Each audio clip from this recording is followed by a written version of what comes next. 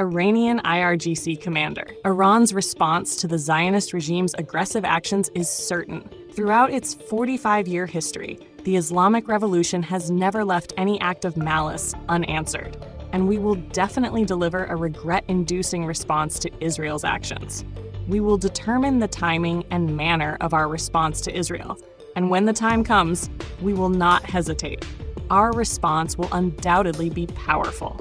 The Israeli army announced that the number of Israeli soldiers killed in a security incident in a village in southern Lebanon has risen to 7. Masoud Pezeshkian said yesterday that, whether we like it or not, we will have to interact with the U.S. He mentioned that Iran faces the U.S. both regionally and globally, and that it would be better to manage this engagement on Iran's own terms. He added that negotiations with the Europeans are ongoing, but it seems even they have realized the U.S. is exerting greater pressure.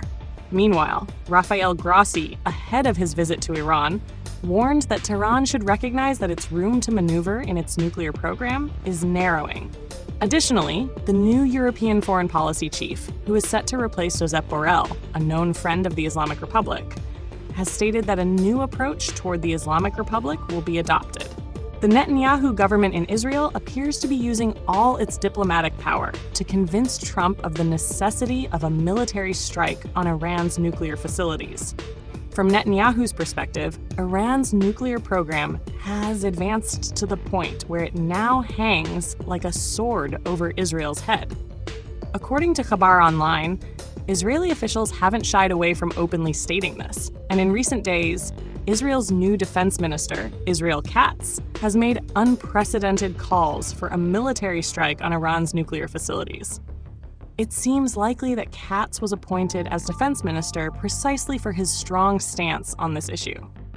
In his latest remarks, Katz described neutralizing the threat of Iran's nuclear program as a feasible objective, stating that for the first time, there is a consensus on this issue both in Israeli public opinion and among security agencies. Katz's view reflects Netanyahu's stance, as he has sent Ron Dermer, his Minister of Strategic Affairs, to the U.S. to discuss the Iranian threat with American officials. Dermer, known as Netanyahu's right-hand man and a trusted confidant, first met with Donald Trump before engaging with officials from Biden's administration. The Israelis are aware that Biden and his team are against a military strike on Iran's nuclear facilities, so they have focused their efforts on persuading Trump. For now, Trump has not agreed to support an Israeli military strike on Iran's nuclear sites, but he is known to be unpredictable and bold, which means he could easily change his position on such matters. A chilling interview with Michael Wattas was published yesterday, which could be unsettling for the Islamic Republic. Wattas, who is set to succeed Jake Sullivan, stated that the only way to halt the supreme leader of Iran's nuclear ambitions is through the use of military threats. He emphasized that the new U.S. administration should provide Israel with all necessary tools to achieve this aim. Marco Rubio, known for his hardline stance in foreign policy, especially regarding the Islamic Republic, could become the first Latino Secretary of State in U.S. history if appointed.